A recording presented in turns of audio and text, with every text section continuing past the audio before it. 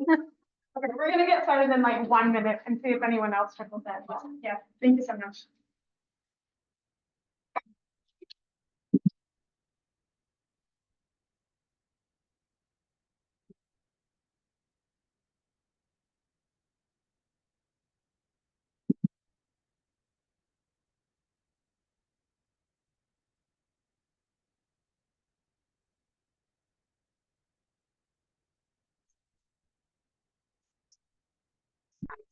I think that is.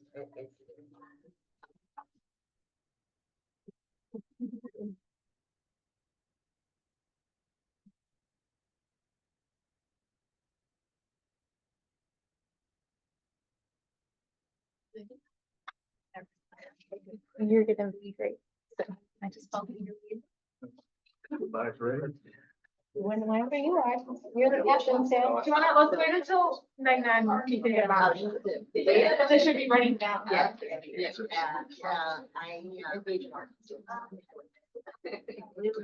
Yeah, maybe 1 more minute. No, it definitely do.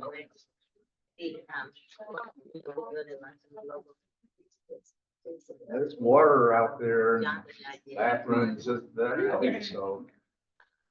And the deputy director came to talk about plans for regarding. So, now I've been active.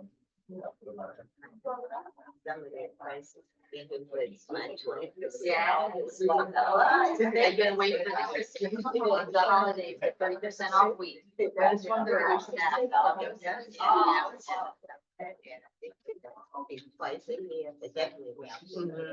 Okay, let's see, we get this, I guess about 2:05, and so maybe the latecomers will come in, and just miss the first few minutes here. So I want to welcome you all to our talk story event here by 1882 Foundation. I'm Stan Liu. I'm one of the talk story directors here, and we're based right here in Washington, D.C. And we've been holding these events regularly, at least once a month since 2012. And so it's been an ongoing program here in our community, and we love it, and we're glad you're here supporting us. And we've always been live here in Washington, D.C., Chinatown, but we've also gone virtually and online since the pandemic hit. And so we're a combination of both today. We are live here, and so those of you here, we appreciate your attendance coming out on such a hot, muggy day in Washington, D.C., but we're glad you're here in the air-conditioned confines of this building here. And to those of you online with us on Zoom or Facebook or YouTube, we are live streaming, so bear that in mind in case you have any problems with that. But we invite those of you online to participate by putting your questions, opinions, comments in the chat box. Be careful what you write because we will be monitoring it. But for right now, I invite those of you who are online to go ahead and greet each other and tell us where you're calling from. And we'd love to hear from you. And during the process of the event, put in your comments. Now, a word about the 1882 Foundation. So for those of you who aren't familiar with us, we are dedicated to promoting, uncovering, understanding, sharing our American stories. We gather with our community, our friends, our allies to share the stories of our lives, history, hopes and ambitions, trials and tribulations, and our dreams. We found the strength of our community lies in the power of the stories we share with one another in our own voices. We invite you to partner with us for your participation and support. Our website is 1882foundation.org. I'm also a member of OCA, so that almost came out, but more about OCA in just a minute. So our website is 1882foundation.org. You can find out about us and donate to us if you wish. We have many partners, collaborators, and co-conspirators.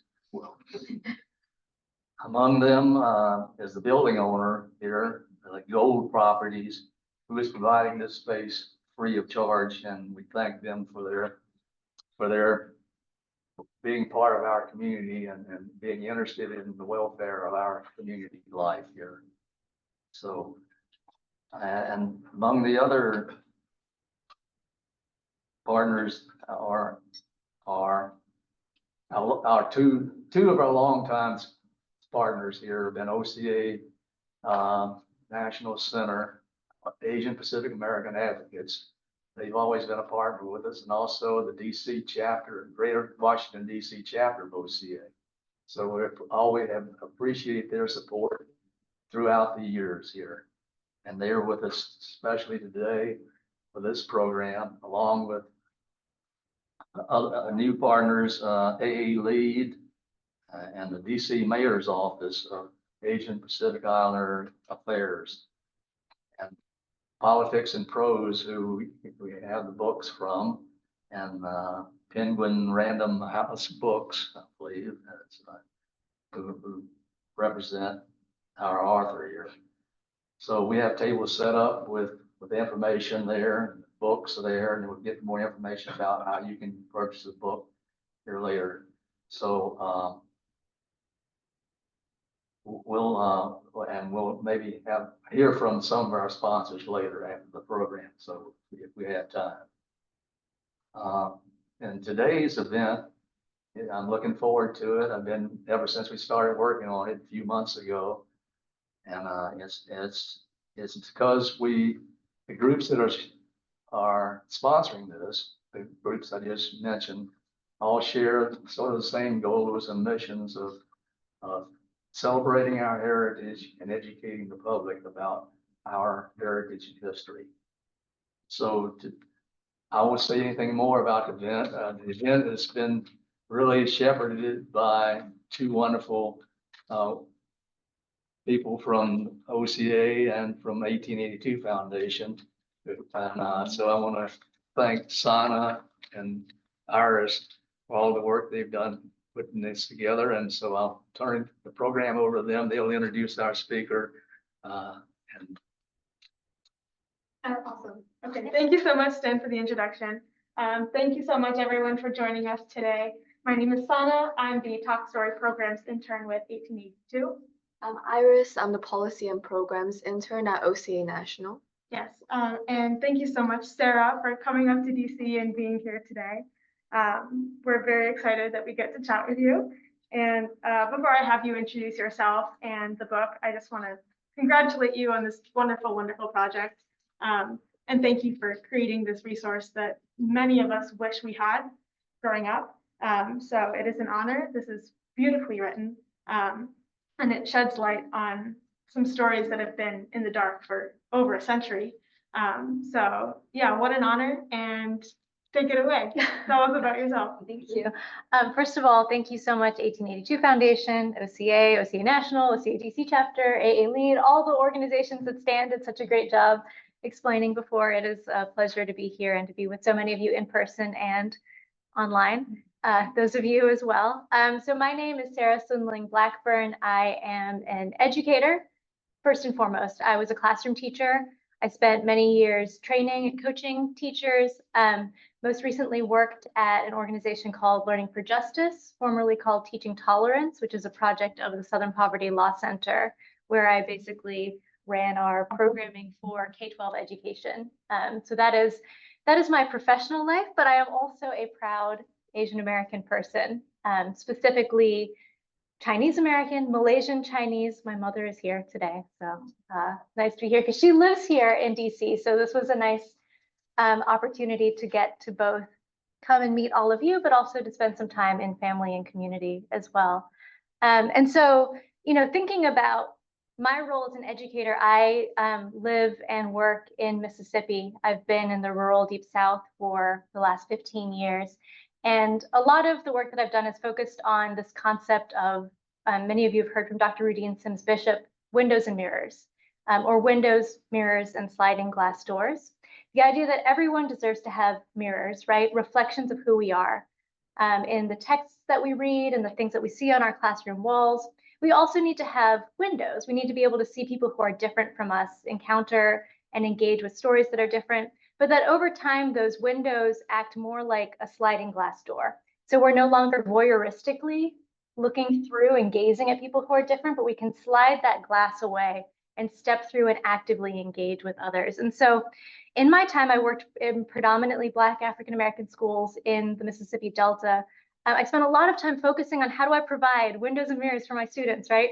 And then it was like many, many years into doing that, I was like, wait a second, but I never really had those, right? I, as an Asian American person, didn't really encounter these stories myself. And so that got me much more committed to both learning these histories and telling more of them. And so, yeah, kind of like the logical endpoint, or not endpoint, just an inflection point, let's hope it's not the end, was this book, Exclusion in the Chinese American Story, that we'll talk about today. So yeah. Amazing. Thank you so much.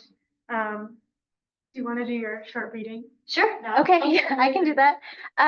So this is part of a series called Race to the Truth, which aims to tell, more complete, accurate histories of the United States from the perspective of communities who haven't always been at the center.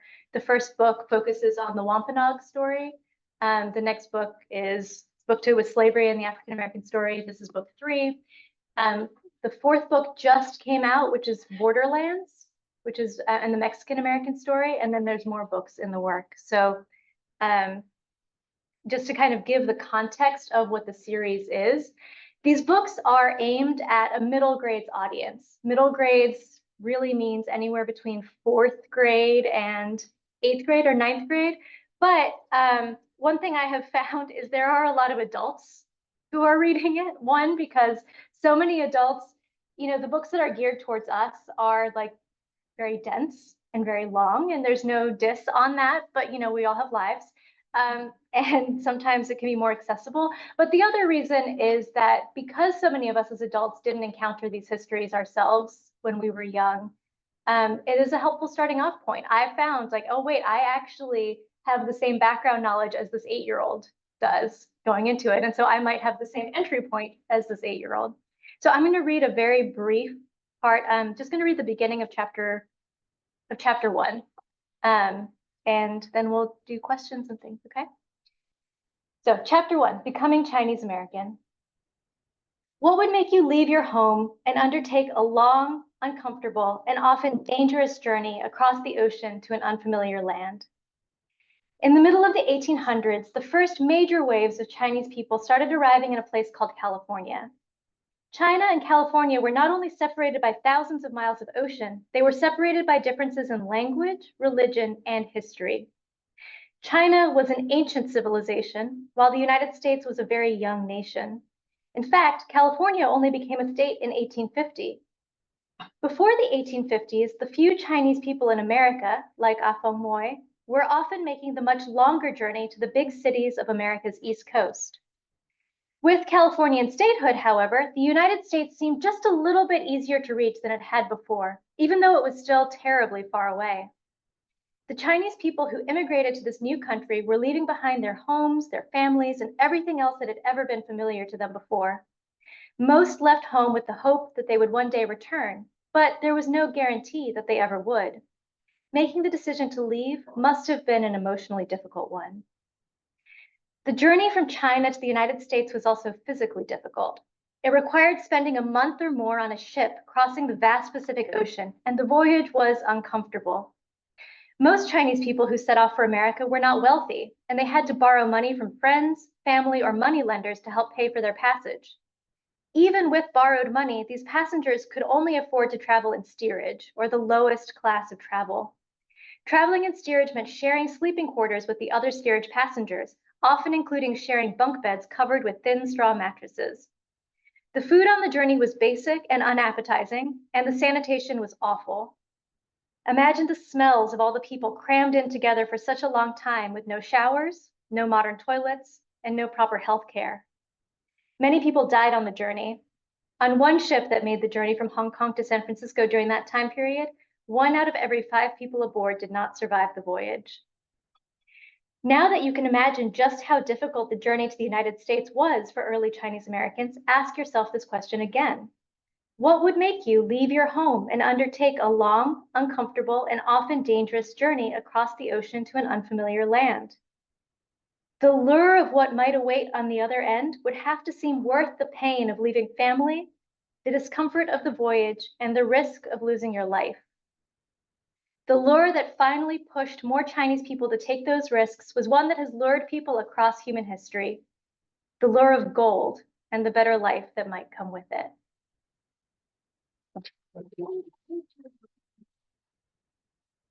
Well, with hearing your reading and just my own experience reading the book, it was amazing to see how I felt. It was amazing to be transported back to like my 8th grade self. And I really felt like not only was it so accessible to my current 20-year-old self that didn't grow up learning these things, but also that I could see myself digesting these things and being able to ask myself those questions when I was much younger. So I guess I was wondering if you've had experiences interacting with younger students who have read this material and what their responses have been. Yeah, it's funny. A friend of mine just sent me a video yesterday of her daughter had just read it and was like talking to me, which was very cute and very flattering. And it was so cool to see. I don't actually know exactly how old she is. I think she's 8 or 9. But to see this kid being like, yeah, and I really liked learning about the perpetual foreigner stereotype, and here's all the reasons why. You're like, oh my gosh, like that's one, a concept that is complicated that a lot of us as adults find hard to wrap our heads around.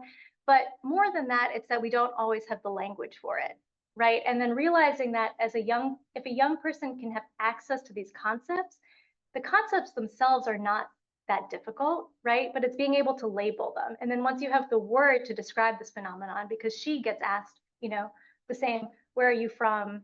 No, where are you from question, right? Like as a little kid, she's getting that question and now she has language to articulate it. That's been one of the most rewarding pieces is talking to young people who are like, oh, wow, now it makes sense of what I've experienced personally. And now I have language to talk about it and realizing that maybe, even though that's maybe not a good experience to be questioned about your belonging, to realize that you're not alone in that and to realize that there are lots of other people who've kind of worked to push back against it over history, I think is pretty empowering for a kid.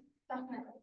And what a cool, you described it as a mirror, right? I think we often think of mirrors as maybe looking to people who are older than you, looking to people who have kind of gone through the trials and tribulations that you faced before, but being able to see younger people have the words to describe experiences that you didn't have maybe, that's a cool like reverse mirror.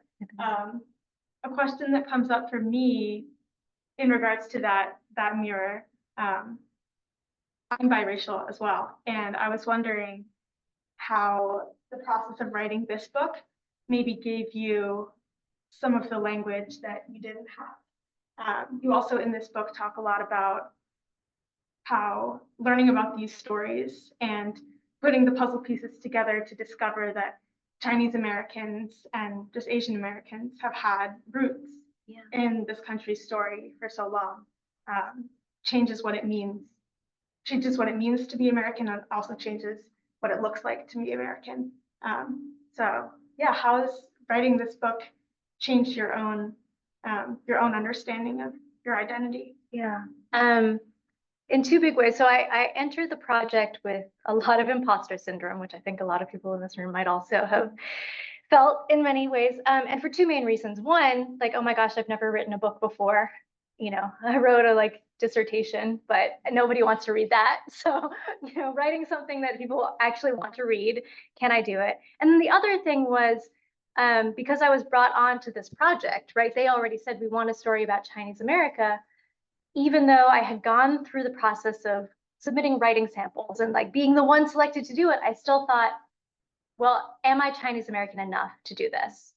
I'm not the right kind. My family didn't come to in steerage to California in the 1800s to do gold mining and do, the railroads, and the whole story wasn't our family story. And writing the book made me, of course, realize there's no one way to be Chinese American. There's no one way to be Asian American. There's no one way to be any kind. And so in the note to readers at the very beginning, I think I talk about that, whether you are biracial, whether you are adopted, whether you are, some other kind of family makeup, if you have this, if you identify as Chinese and you identify as American, then you can identify as Asian American. And that learning more about the diversity of stories and experiences, and realizing that actually, my family's story of leaving Southern China and going to Malaysia was very similar to the same people who were leaving Southern China and coming to the United States. Very similar reasons, very similar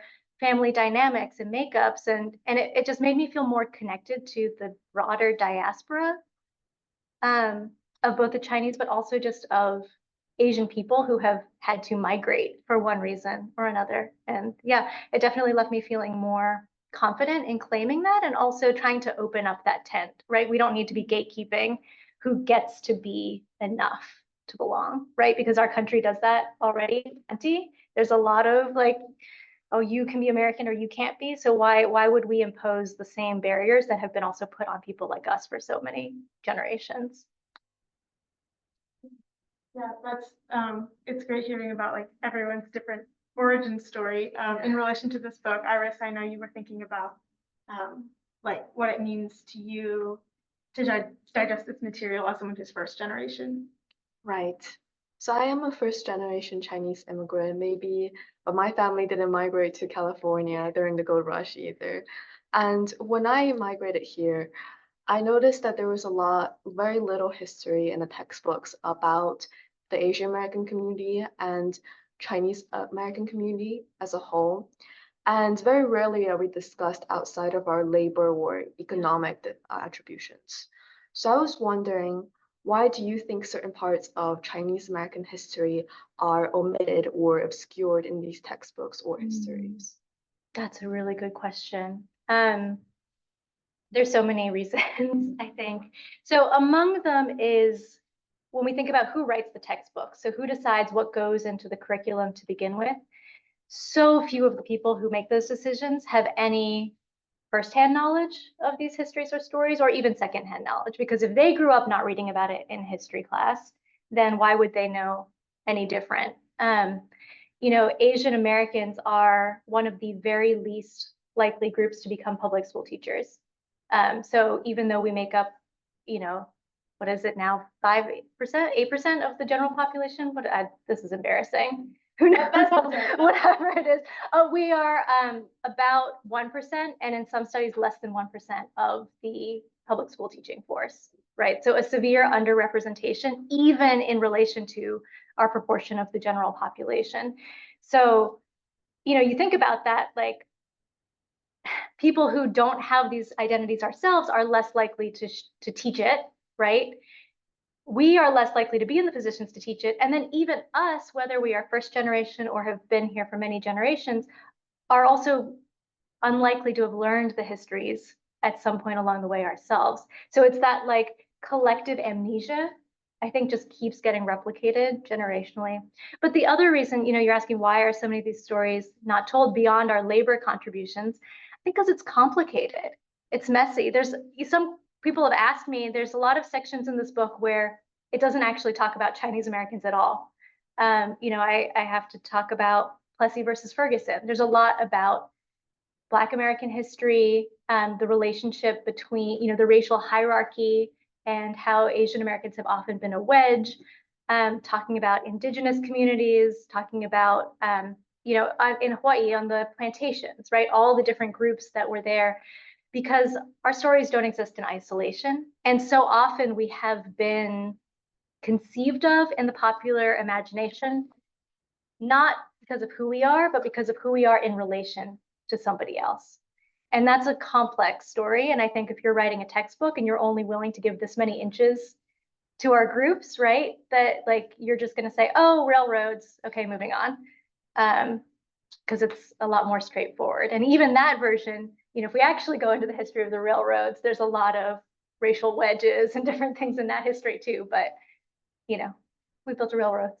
Is the story. Yeah, it's true. That's true. That's a really inspiring answer. Thank you. To kind of build off of that, how has the erasure or marginalization of these histories impacted students' understanding of American society?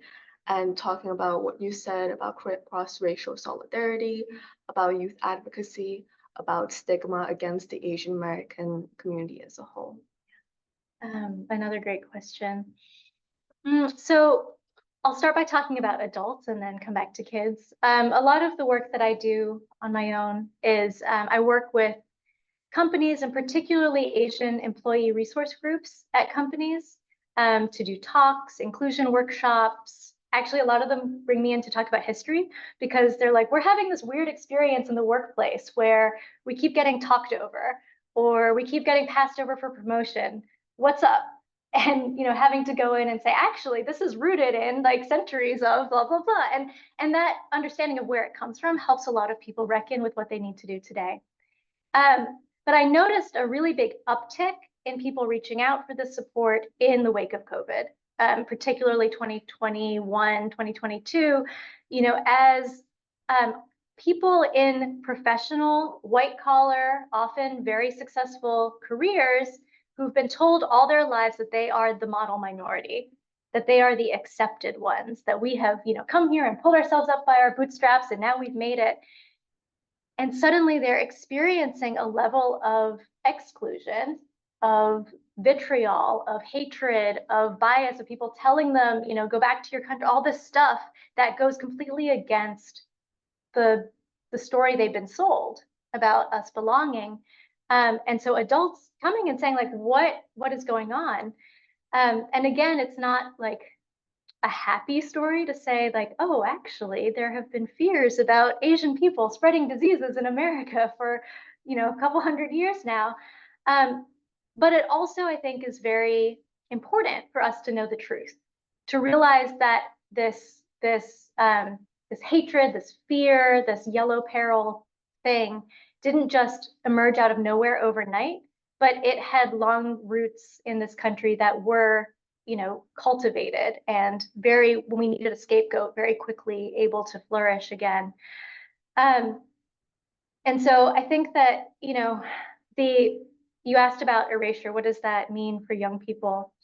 I think that it's easy to just go along to get along when you don't know the full story, right? To say, okay, we're accepted, we're the model minority, which, is so problematic in so many ways, not least because even if you are the model, you are still a minority, or in other words, not fully belonging, right? It's like settling for a place where you're like, okay, well, as long as I'm not at the bottom, I'm okay. But then realizing that all of that is not entirely true to begin with anyway, that it's all a construct. That when we pull back the blinders, it can be very disorienting for people. So that's an experience I've had talking to adults and kids, saying like, oh gosh, this history is very uncomfortable. It's quite painful often. It's painful to hear about what people who look like me might have gone through in the past. And the story that's emphasized a lot in this book as well is, yes, and anytime you see histories of oppression or histories of exclusion, you will also find stories of resilience and resistance across history, across groups, no matter what. There were always people who resisted. There were always people who said this is wrong. Not just people within our own communities who said this is wrong. There were people from lots of communities saying this is wrong. And that is just as erased, if not more erased, than actually some of the uglier histories. That actually we've done more to erase the story of solidarity that you mentioned, because solidarity is dangerous to the power structures that exist, right? If we all realize that our interests have a lot in common, then we have strength in numbers. So telling that story gives people both hope, telling the story of solidarity, telling the story of resistance gives people hope, and it also gives you a sense of possibility of action, right? If people before me resisted, maybe I can too. And so it's a long process to go from like, oh, I thought we were accepted, to, oh, this is actually very painful and uncomfortable, to, okay, and so I'm going to do something about it. But I think that process allows you to live in the world more fully, and also to build connections across difference with so many types of people. Yeah. That's beautiful. Sorry, that was a very long answer. Sorry, but I'm very nerdy about that. Yeah. I love what you said about highlighting difficult history, but at the same time, helping to teach about our culture, our community, and our resilience during times of hardship. That's incredible. And I was wondering, what are some challenges that you ran into when you were researching for this book, whether it's you had trouble finding the material or during the publication process? And Yeah. The biggest challenge was that I didn't learn any of this myself in school, right? So I was starting from the same levels, right? The third grade reader who's picking it up. I had a little bit of an advantage, having professionally been in this space for a while, but there was still a lot I didn't know. And then it is because there aren't a lot of books, even adult books, that just go into this history in a straightforward way. It was hard to find good sources. I wanted to tell a lot of stories of individuals. I didn't want it to just be like a textbook of like, in this year, this happened, then this happened, then this happened, then this happened. The book is full of individual people, and I didn't want it to just be the famous names. Like, yes, Wong Kim Ark is in here, but I also wanted to tell stories of people you'd never heard of before. But where do you find those stories? And then another challenge with that is because I don't speak Chinese. Like so many of us who are not, first generation, we didn't get our parents' language. And so I had to look for sources that had been translated or that were in the English language press, or bother people to try to translate things for me, which was really challenging. So just finding out what to put, I think, was probably the hardest part. One question I have about like finding materials, and also what you said before about kind of Asian Americans being the wedge and the narratives that are created around that.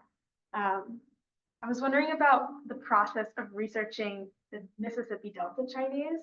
I've read a little bit about kind of what was going on at that time, specifically with pitting the Chinese American Mississippians against the Black residents of the Delta, and like just how varied the stories of the Mississippi Delta Chinese became.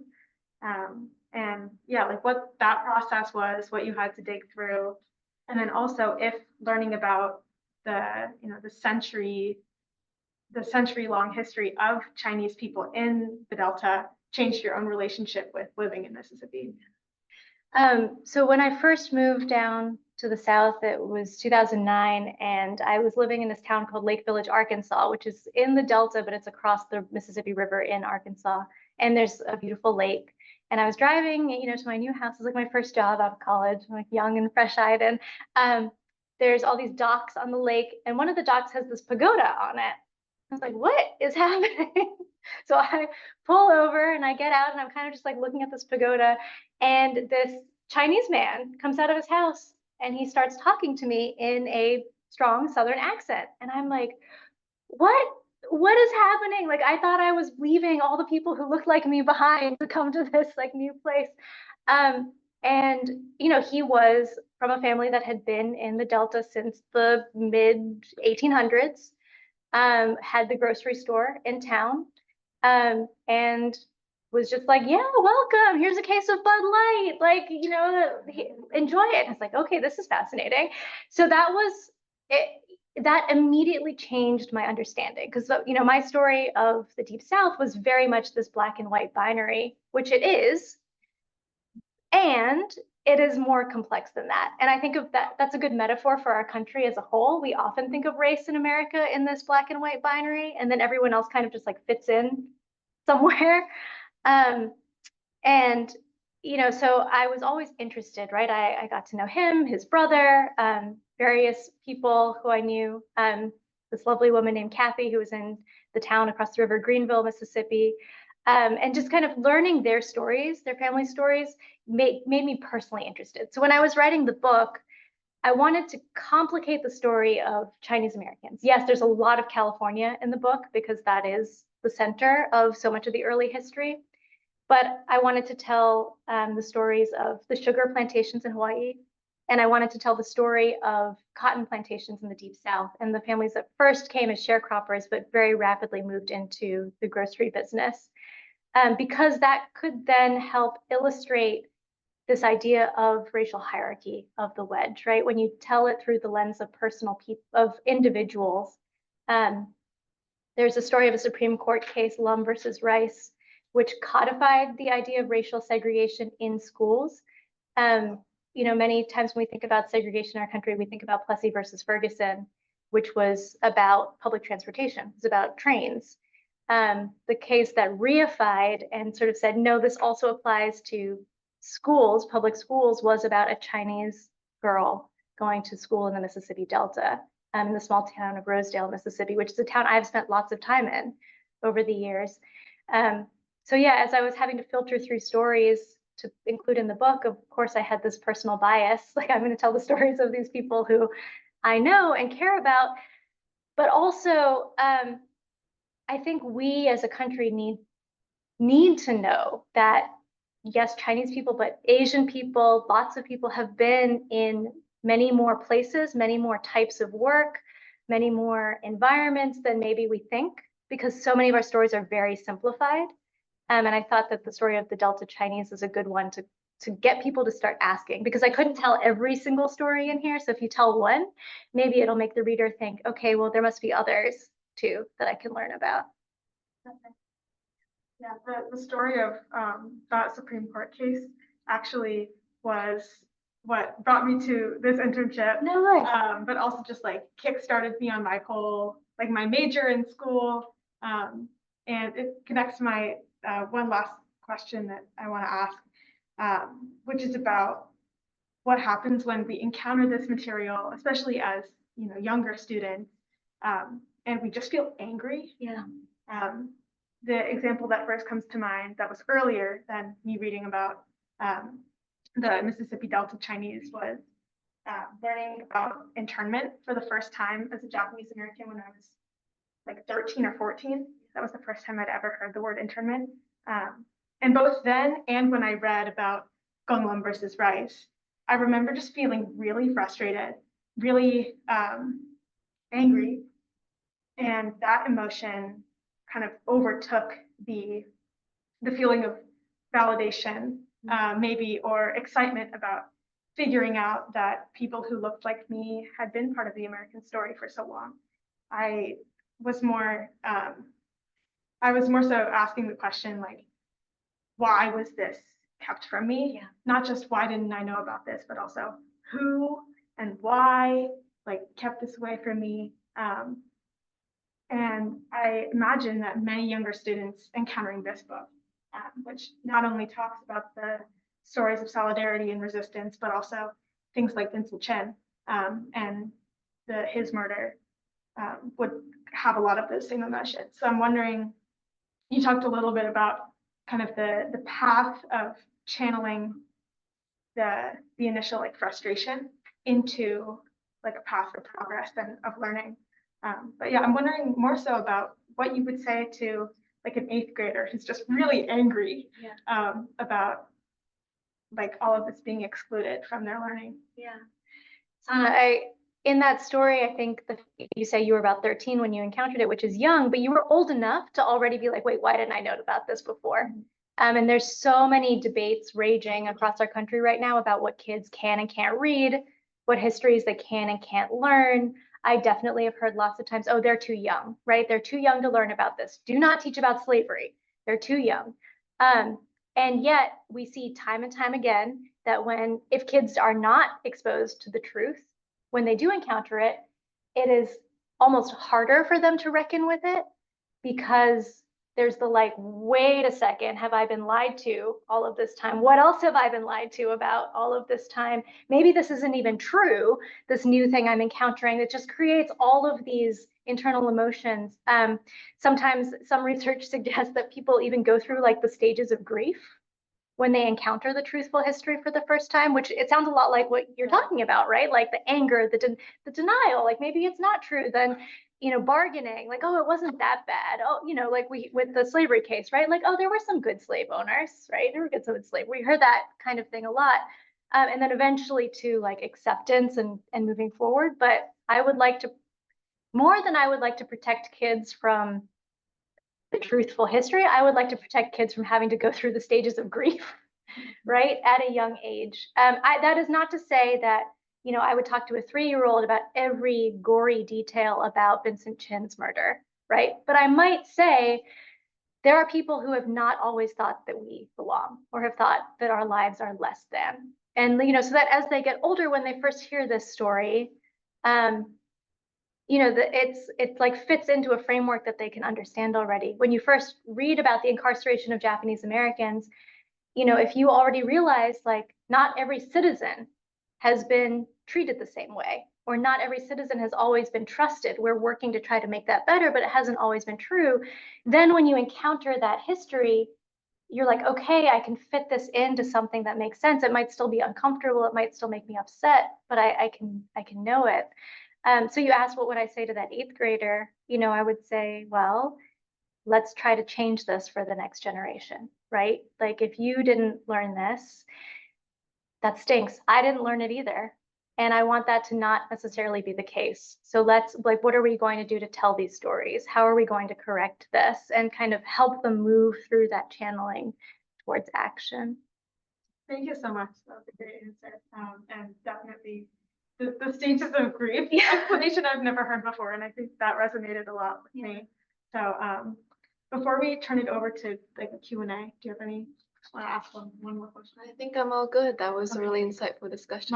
My one last question, I think would be, you said like, we want to take that frustration of not learning something and turning it into, trying to change it for the next generation. What does it mean for you to have played such a pivotal role in, creating this new era of education, hopefully for young people?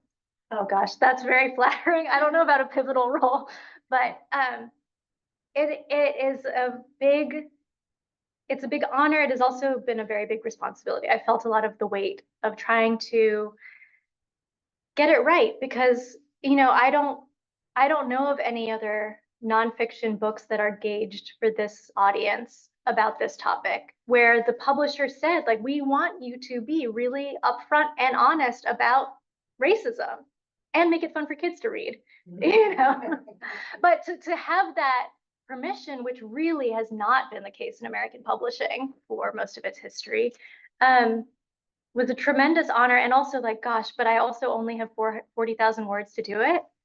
How do I pick what fits in? So I really hope, like, both in the note to reader at the beginning and at the very conclusion of the book, I keep trying to leave these like messages to the reader. Like, I hope you learn more and you start writing these stories and you tell more, because it's not just about me putting this out in the world. It's about using that voice, using that platform to bring everyone else along with it and say, all of these stories are valid and valuable and we need to be telling them. And so I hope that I'll make it motivational. I hope that all of you also, tell the stories that you've learned, whether in your writing or just in your conversations on a daily basis, because it takes all of our voices to really paint that full picture and tapestry of who we are. Thank you. And we'll open it up for Q&A. So, you want to call people? We'll go down this line. So he's stuck in. Hi, I'm Len. I'm an intern this summer with OCA National. And my question is about, I guess, the framing of the Chinese American story within history. Mm. So I think other than the railroads, the one other big thing that we're taught about Chinese American history is the Chinese Exclusion Act. In addition to that, there are a lot of like racial quotas and other exclusion acts that are how the Chinese American story is framed within like American history. So like as someone that's studying history, that's something that I've thought of a lot and I've tried to like have an opinion on that I'm developing. Because like obviously these exclusion acts are very important to our history. Like my own parents immigrated here in the early 2000s when like those restrictions were lifted and the takeover from China. But at the same time, like that framing feels very like we're being excluded from our own history. Our history is not being told from our perspective. So I'm just wondering if you had like thought about that, if you have any input on that. Yeah. I wrestled with the word exclusion a lot because it was like the title that they gave me. Like, oh gosh, who wants to read a book called Exclusion? And you know, kind of in the question you're asking, like a lot of our history is framed in these acts that are about exclusion. I have tried as much as possible to, in the same breath that I talk about exclusion, talk about the flip side, to talk about not just inclusion, but I talk about belonging, right? So yes, even though all of these histories of exclusion were happening at the policy level, how do we tell the human stories of people who are finding belonging, right? That's one of the reasons I have a whole chapter about laundries, because across the country, there were so many Chinese families who were creating these small businesses that their families were growing up in that were places of belonging. And so maybe there's not like a nice policy thing to tell about that, but it helps to both humanize the policy and give the human story, because like, you know, when you read just like the date and the name of an act, it doesn't really, it takes the people out of it, right? So I don't know. I think that that's a nice trend in history, in the study of history too, is there's a lot more value put now than perhaps in the past on telling sort of small human stories in our telling of history. And I hope you can do that too. Yeah, go ahead. So I'll try to keep it short, but I have so many things to ask. It's okay. Okay, hi, my name is Jeffrey Lee. I have two questions I want to ask you, but I had to give you a little bit of background first. Okay.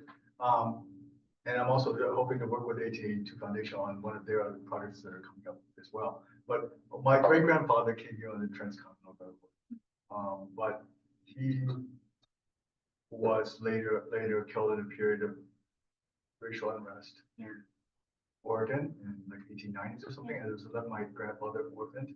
And then he came later, but during the Exclusion Act with the paper Islam. And then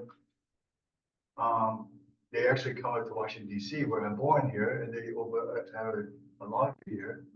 My father's second elder sister came later, and then she married a serviceman who actually was a child of a grocery store owner in Mississippi. Oh, wow. So I also, my father's eldest sister decided to go there, married, and they also, two of my aunts settled in Mississippi, and most of my cousins grew up. Yeah. My mother's from Alabama, and Anniston, Alabama. She's German, French, Scotch, Irish descent. But my parents got married before Leavenworth, Virginia. So I know we can't even cross the river to Virginia, much less visit my mother's parents. And that was a year in which she's from Anniston, Alabama, where the Freedom Riders. Yeah. That's the year I was born, where they were, you know, the buses were bombed and the riders were beaten up with bats and so on. So, you know, so I have, and then I went to the Kennedy School here in DC, right? Yeah. 2 blocks from here. I mean, as a child, and then, but later on, I actually moved to Hong Kong. I lived there for over 26 years. I've also lived in Malaysia for 5 months. Okay. So You've been all over. and I'm back here. Anyhow, right now I'm teaching. There's 2 questions. Now we get to my questions. Okay. Sorry about that. One question is, I get the question from the book is, it's not about your personal story, right? So like one of my questions is like, I know my great grandfather was killed in Oregon. I don't even know where. I would want to know about what happened. And also my aunt, my father's sister, is one who's actually credited for the crusade for establishing Asian Pacific American Heritage Month. Her name is Jeannie Ju. You might have heard of it. It's in the congressional record. And she said her inspiration is her grandfather, which is my great grandfather, right? So I want to know what's happening. So one thing is I wanted to go find out about some of this. I've actually been back to China. I've seen his hometown there, but I haven't seen where he died. So where he was born. So okay, so that's one thing is about finding our own personal histories. My second question, sorry about that, is about I'm actually teaching at the Academy School in Greater Washington now, and one of the things I find that the school was missing was about actually stories about Chinese in America. I mean, I always said that's the reason why I learned in the first place. And I feel like it's not even, so I want to do something. They seem to be open to the idea of actually me putting together something to bring to the school, because I realize the parents can't even teach their kids. Right? So I said, well, if it's not being taught in the regular schools, it should be done there, right? I'm thinking about it. And then also, I'm also talked to, now I actually live in Hong Kong, so I'm actually part of this recent, in a way, Hong Kong diaspora that's recently left. And I want to actually maybe go to one of their meetings and also teach them about Chinese American history, because they're only here for 3 years, they don't really know anything about it. So I was thinking about, okay, you have a book that I could actually use as kind of like a primer. That is exciting, but maybe I just wanted to ask a question about using this to help teach both parents of kids and as well as the new arrivals who have had their own trauma, to deal with. I'm sorry. No, first, thank you for telling your story, and I just feel so many connections to your personal story as well. That instinct to want to know about our own personal histories is so deeply human. And I think there's so many of us who feel that way. And it really does strike me that there's some people in this country, so my dad was white American, and we can trace his ancestor back to John Blackburn, the Quaker who got on the ship in Ireland and came over, and all the records are there. And it's so different on the Chinese side of our family, looking at those. And then I think about people who are the descendants of enslaved Africans, right? I have friends who said, well, I found this plot, a gravestone in Florida, and maybe it's somebody who was my ancestor, but that's where the story ends, right? And so I think about not just the erasure of history, big history, but personal history, what that does to individuals. And also what it must be like, how different must it be to know your whole lineage, your whole life? Or another example, how different must it be to see mirrors of yourself everywhere you look versus so many people who don't necessarily have that. So I guess that's just I hope you were able to find more about that. And then in terms of teaching the story, right, I think that this is very important to talk to with recent immigrants as well, because as a lot of people in the room have shared, most Asian people in the United States today came after 1965. That the majority of Asian people in America are after the changing of laws that opened up immigration. And so if those of us who are already here didn't necessarily know our histories, why would the newer immigrants know either? And there is sometimes a wedge. If we look at things like Chinese Americans' opinions on affirmative action, for example, there's a difference between newer immigrants and families who've been here longer in their opinions. When we ask people, do you feel like you belong in the United States? The more recent your immigration story is, the more likely you are to say yes, which I think is really fascinating, right? Because that goes back to the story of the model minority that is shared around the world. Oh, if you come to America and you behave this way, then you will belong, versus families who've been here longer are more likely to say, no, they don't actually feel like they belong. Yeah, right. And so I think it's really vitally important for not to burst their bubble to tell them the truth, but because again, when the stuff with COVID happened, those are the people who are coming to me wait a second, we thought we were accepted. I think we do have to have a clear-eyed, complete picture of history. One thing I have done, I was at a school in Vancouver, Washington about a month or two ago, and did a talk with kids in the school and with the parents, and just showed images. Here's a picture. from early history, like, let's talk about this. What do you see? And it was helpful because regardless of immigration story, they could identify like, oh, that looks like the chair that's in our house or my grandparents' house. Well, let's talk about the story of the person sitting on that chair.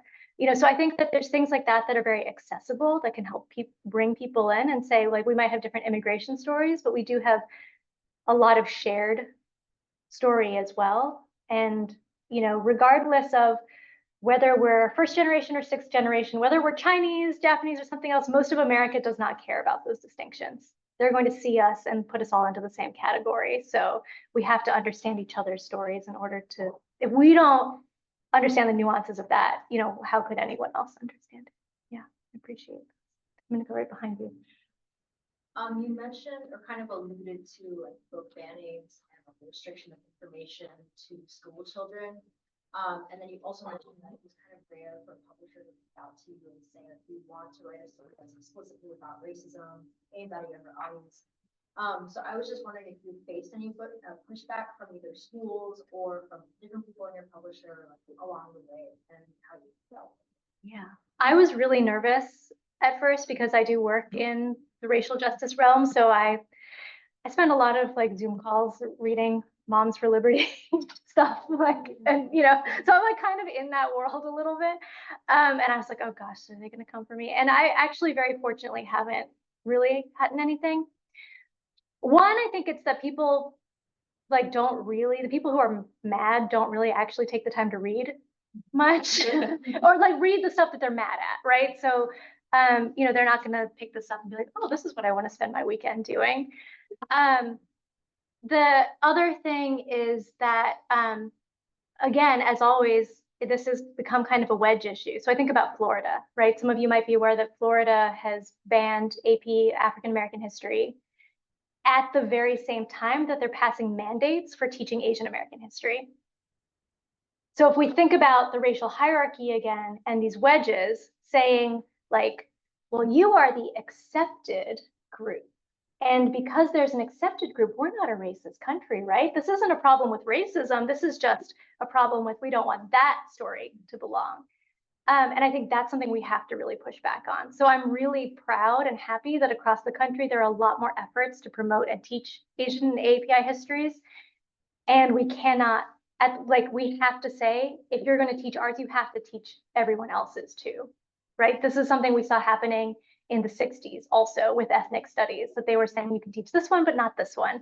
And it's happening again now. And yeah, we can't allow that to happen. It was so lovely to hear. Thank you so much for that's once again. I just reading like your bio and have this book on the table, I noticed that like you spent a lot of time in academia. So like guessing like a lot of your previous writing experience has been like towards adults and like more on like the academic language side. I guess you already touched on this a little bit, but I was curious about what your thoughts on the utility of this book being directed towards like a middle grade audience specifically. Yeah. And like, why is this an opportunity that you sought specifically to talk to this audience versus like other ones, and why you think it's important? Yeah. Even though I had spent a lot of time in academia, I was mostly a 3rd and 4th grade teacher. And I love that age group. I was actually trained as a high school English teacher. So when I first started teaching, I thought I was going to be teaching 10th and 11th graders. That's what I did for like my first year. And when I moved down south, they were like, well, we need a 4th grade teacher. It's like, oh, 4th graders, they're like little, right? Like, oh gosh. And I loved it, right? That age, they're so curious. And it's like when they first start to have their own ideas and questions. And if you ask them those questions of like, what history have you been told? Okay, like who's the center of that story? Well, whose story is missing? Whose voice is missing from it? They're old enough to actually unpack that and realizing that that's the antidote to the grief that we were talking about a minute ago. And so it was when they were sourcing authors for this book, I think most of the people they found were probably more academically versed in the content than I was. Like I said, I didn't know a lot of, I knew some, but not like the depth of it going into it. I think the reason that I did get to be the author in the end is because I knew how to talk to that audience, to that age group, and to not talk down to them, that realize that kids can actually appreciate nuance a lot more than we give them credit for, and giving them the tools to have nuance and critical thinking. That's the way that we change the future. Yeah. Thank you so much. Yeah. Well, do we have one? Sorry, we're already at 3:03, but feel free to come down and ask Sarah your problem, your question later. So the time passed by so quickly. It is very sad, but we will be wrapping up the book talk, and over there you can find a book for book sales and book signing if you'd like to take home of one of Sarah's books. And unfortunately, I don't think we have time for those ones. We want to, where's Ted? Ted, do you just really quickly want to talk about the August 28th? Do you want to talk about the August 28th talk story and then Yes. super quick? I do want to thank these panelists here for a great discussion here. It's a great discussion. Listen up a lot of things, especially personal to me, since I grew up in Mississippi and in the Jim Crow era. I'm very familiar with that. But you brought up a lot about identity, I think, which we all ought to be concerned with. We need to know our own identity and know the meanings of these words, such as model minority and perpetual foreigner and things like that. And yellow peril. But I just said in a recent speech that I made there that I've gone through the whole gamut here. I've gone from yellow peril to model minority, and I don't know which one's worse. Yeah. So it's all bad. So we need to understand that, and appreciate that. Sana and Iris, thank you so much for putting all this together. Excellent question. But just before Ted mentioned other work that we're doing here at 1882, which we want you to be aware of. Maybe OCA wants to say something. Mary, would you? Yeah, let me take a moment if I could, because I am so excited about this opportunity. Because OCA is well represented with all these interns here, but Dr. Sarah's book is something way overdue. I am one of those that said, I never heard about Asians when I was a kid. So last year at Georgetown University, we conducted an Asian Studies fostering promotion of Asian Studies in the American history curriculums. We're also doing it at the high school level. So my call to action to you is that as advocates, wherever you are in terms of Asian Studies, your interest in that, or if it's immigration reform, get out the vote, whatever the advocacy issues that are germane and relevant to our Asian community, I really want you to come out, because 1882 does a fabulous job, as does AALEAD. And so I am recruiting anyone who wants to join and become an advocate for Asian Americans, Native Hawaiians, Pacific Islanders. So thank you, Dr. Sarah, for being here. Thank you, interns. We love these interns because they're so bright. I mean, we've got a whole row of them. And so I'm recruiting them all to actually say, yes, become an activist and become engaged. So I thank you for this opportunity. We are pleased to advocate for you. So I'll turn it back to 1882. I don't know, AALEAD is here, not, I think they're online here probably. In the mayor's office, if anybody's here wants to say anything real quickly. If not, so Executive Director of 1882 Foundation, it's Ted Young and Amy Trom here also. So maybe say something. Thanks. Thank you. Great job, everybody. And I wanted, first of all, to introduce Jeff and just say a few words about a new program that we're going, just a few words, stand up and say what's happening. Yeah, I mentioned just a minute ago, I was introduced myself a little bit, but I said I'm going to be trying to work with 1882 Foundation about the student launching a program for the toys and he's like, about it, because that's what the major language of the original, at least for, actually until the 1980s, I understand, was the major link type, linked by like the Chinese Americans. So we wanted to try to keep this legacy, this heritage active and on. So I said that I actually, my grandparents spoke the dialogue a lot, but I'm actually teaching at the Chinese school parents right now. So, and I also, when I was in university, I also worked at a Chinese department in Mandarin. And so I kind of, I wanted to learn places, but I didn't find a way to. And now I said, like, okay, maybe I can find a way if we can work together, we can try to keep it going up. So I said, I'm happy to. So he's going to learn Taiwanese because he's going to help us teach it. And that the whole thing in that is going to summarize what we're doing. You cannot learn Chinese American history or appreciate Chinese American culture or understand where it came from and so forth without really understanding Taiwanese, right?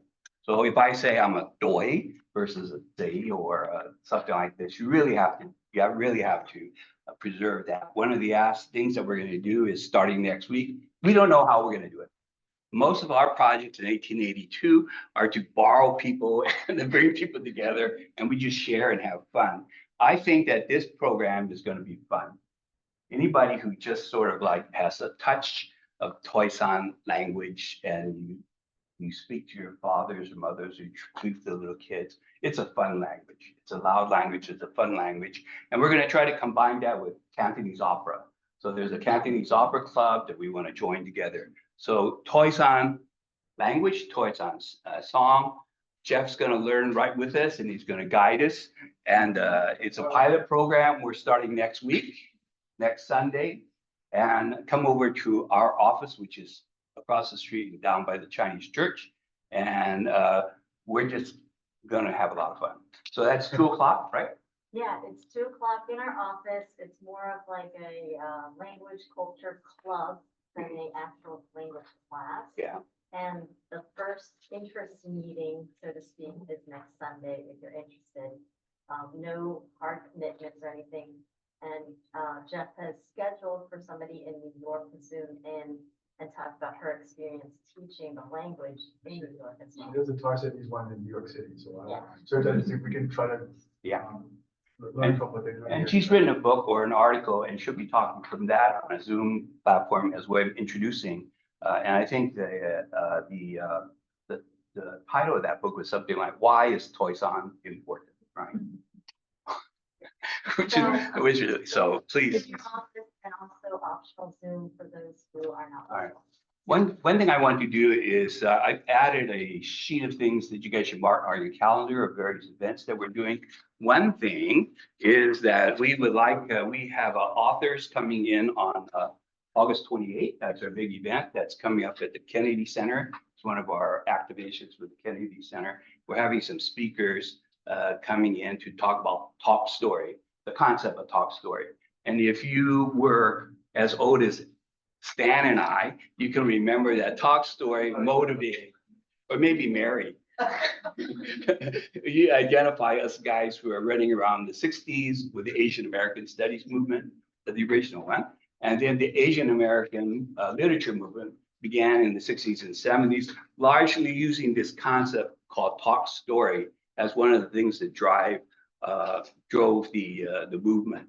For us, we have adopted it. 1882 Foundation has adopted it as our guiding principle for everything that we do.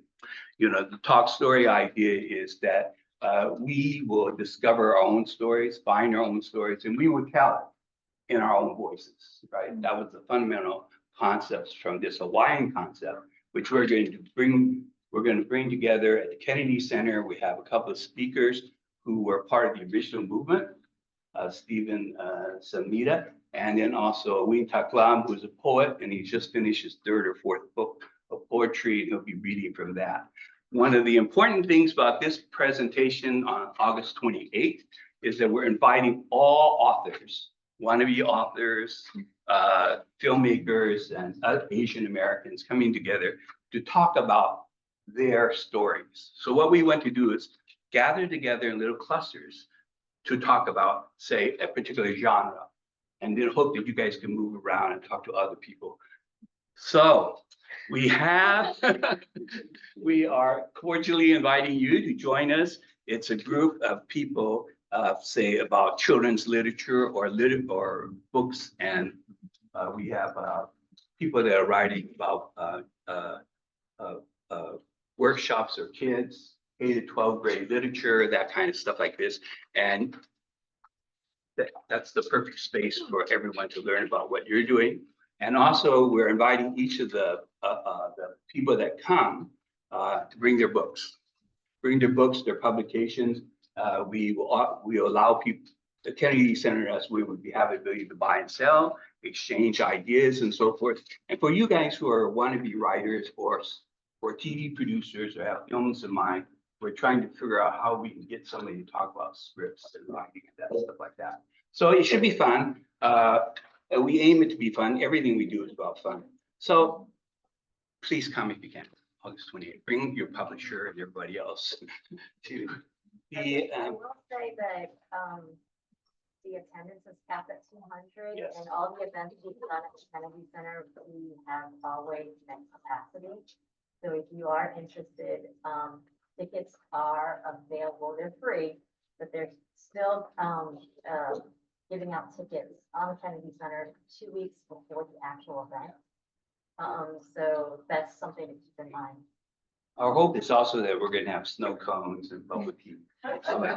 Since we can't afford anything else. The other thing is that pay attention. It also reflects your topic about where do you find your resources? How do you read Chinese language? Where are those things available? We're going to have a big workshop on November 9. It's by My China Roots. So those are the guys that have a program to talk about how to read the documents, how to read your genealogy record, how to go back to China and go to your village and look at things like that. That would be a day-long event. That's November 9. December 17, we have our usual wrap-up dinner. And December 17 is the anniversary of the repeal of the Chinese Exclusion Act. So we always have something on December 17. So, but this year, we expect that the selection of the Summit Tunnel from the Transcontinental Railroad will have its final selection, or it be officially announced at the 1st of December, and we will have a celebration to talk about that. The second thing about the dinner also is that December 26th, I put down something like it's Christmas Eve, but Hanukkah is going to be starting on December 26th, which is actually Boxing Day. It's the first time in 100 years that Hanukkah and Christmas come together. So we're going to try to put this dinner with this My Christmas Story theme. Again, you guys are probably not old enough to know that that was a famous book and movie, and we're going to use that theme as our dinner. So be sure to come for that on December 17th. January and February, we're going out to California and Sacramento. We are going to be announcing actually officially that we have a large mail-in grant that allows us to open up an office in Sacramento. So we're going to be opening up an office in Sacramento, Chinatown, which would be focused on expanding the Summit Tunnel tours and other tours, heritage tours, like to Napa Valley or to the shrimp producing areas or things of this sort. And we'll be looking at how to do historical preservation projects, say in Hanford or Fresno or something like that. So that will be happening in Sacramento. We hope you guys can come. But anyway, that's in January, February. So learn more about our organization, follow the QR code, and you can find things like that. You can join and join our mailing list, as well as, of course, make any donations you want to. But the donation I particularly want is the story. Bring the stories. We have a couple of programs. We're trying to gather stories. We've done that with the Tenement Museum in New York, and we're doing this with the Valentine Museum in Richmond. But it is the stories that make the 1882 Foundation and make our history. It's that how we preserve it, but also how we find it, how we tell it, and how we share it. We share it with books like this, share it with cross generations, which we love. That's the main part of main thing what we do. But you guys all have stories, you know, and don't be afraid to tell them. Dan and I started this thing some 10 years ago, and sometimes there's like 3 people in the audience, but it's okay. It's the sharing of that story and telling it among ourselves, which makes our history. And that larger gathering like this is what makes our Chinatowns continue to be thriving and be alive. So, okay, so thank you very much. Again, I want to thank everybody that made this possible, and especially Sarah. The airplanes will go after 4, so feel free to talk to and sign in my book and have it signed. Yeah, it's wonderful. Thank you so much. Yeah.